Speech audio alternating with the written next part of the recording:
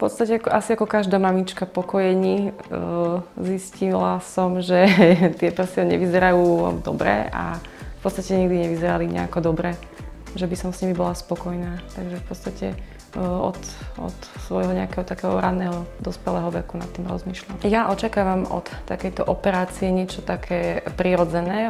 Tá fráza prirodzené to je asi pre každého niečo iné, ale pre mňa sú to väčšinou také ženy, keď vidím nejakú fotografiu ženy, ktorá sa mi páči, tak je to žena, ktorá keď má nejakú športovú podprsenku, tak viem, že môže ísť behať, cvičiť, plávať, že vlastne prsia má, viem, že sa bude cítiť pekne aj, alebo príjemne v nejakom dekolte, ale že to nie je niečo prekážajúce pre mňa.